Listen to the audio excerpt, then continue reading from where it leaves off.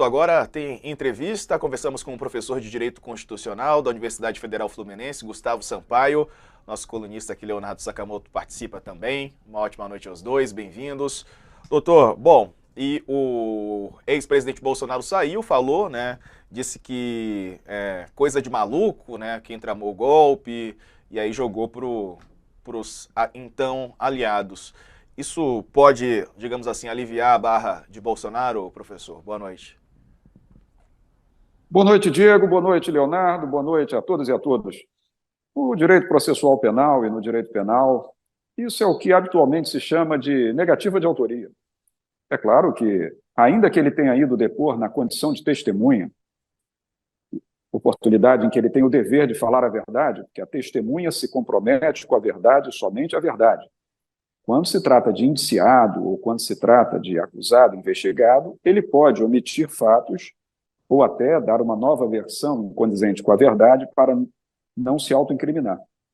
Mas o Supremo Tribunal Federal tem entendido que mesmo que o indivíduo compareça a um depoimento como testemunha, se aquela informação pode gerar uma acusação contra si, ele, de certa forma, pode deixar de revelar a informação. Não mentir, mentir como testemunha jamais, mas deixar de revelar a informação. Eu acho que o ex-presidente Jair Bolsonaro, ele parte para a via da negativa de autoria.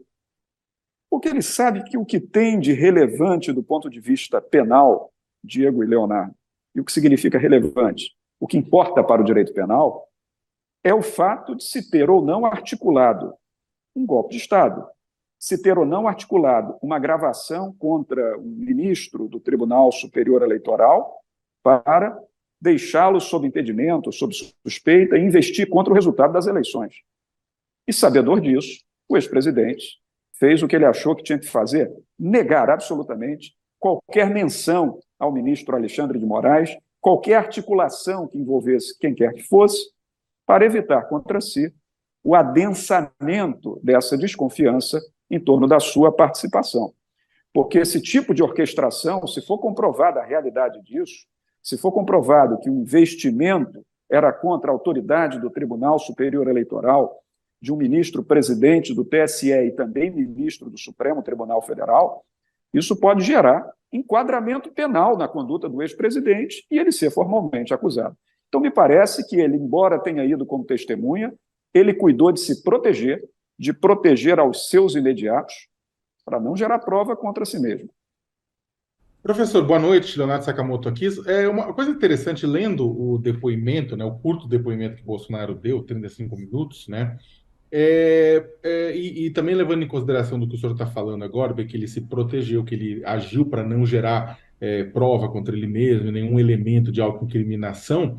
O interessante é que a gente tem uma situação meio teoria dos jogos também no meio aí, né? Porque você tem ele depende para isso também ser bem sucedido, tanto o Daniel Silveira quanto o próprio Marcos Duval perceberem que a melhor coisa neste momento é o silêncio dos três, do tipo, olha, não vamos falar, não vamos produzir prova, vamos falar que nada disso foi discutido, porque tá o Supremo e a Polícia Federal estão no meio de uma investigação.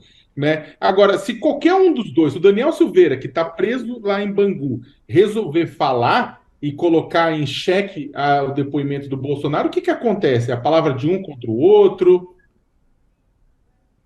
Leonardo, em verdade, o que nós temos ali é uma orquestração de silêncio.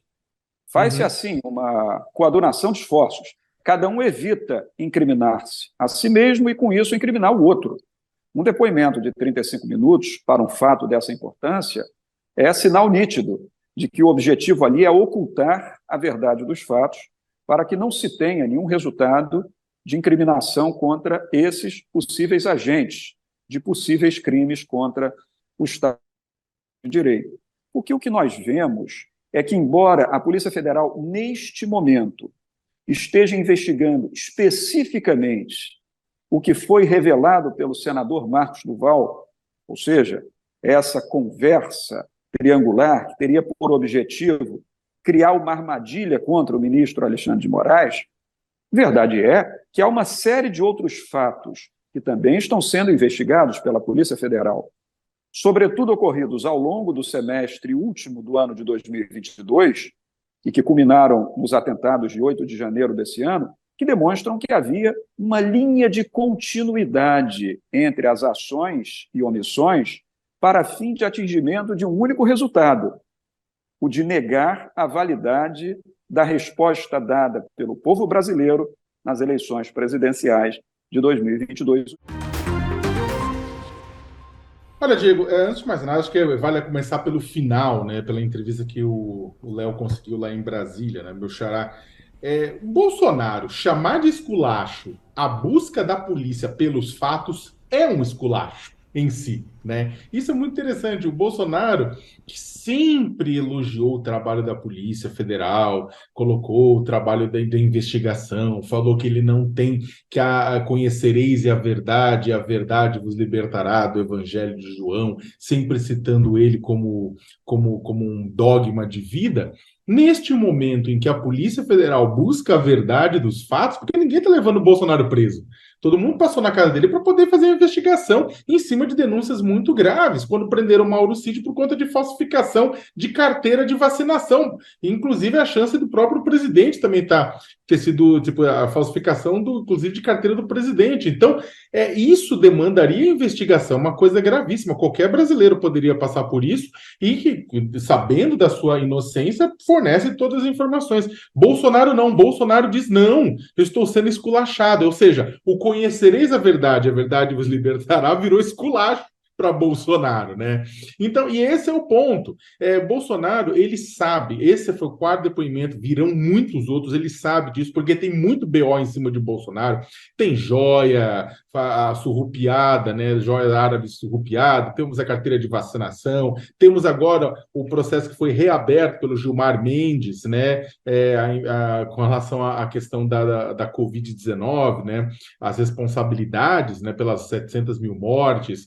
Temos o que? Os ataques à urna eletrônica, temos os atos golpistas, temos muita coisa. Temos caso de corrupção no Ministério da Educação. Lembra dos bispos, né, amigos de Bolsonaro, que cobravam propina em ouro em bíblias? Tem muita coisa. Então ele vai ter que prestar esclarecimento. Esta é a beleza de viver numa democracia, né? E ele não é mais especial do que ninguém, não, por ter sido presidente da República. Ele vai ter que dar esse esclarecimento. Rapidamente, e com relação à questão do Marcos Duval, Daniel Silveira e do Bolsonaro, aquela reunião bizarra em 8 de dezembro, né? O depoimento de Bolsonaro vale tanto quanto uma nota de R$3 nesse sentido, né? Como o MEI colocou o professor Gustavo, o Bolsonaro deu uma declaração, deu um depoimento curto exatamente para se defender, para dizer não tenho nada a ver com isso. Né, também provavelmente tendo acertado, falando com o Marcos Duval e com o Daniel Silveira, para todo mundo falar, não temos nada a ver com isso, porque não interessa para os três serem presos por golpismo, né? Agora, se eles não falam,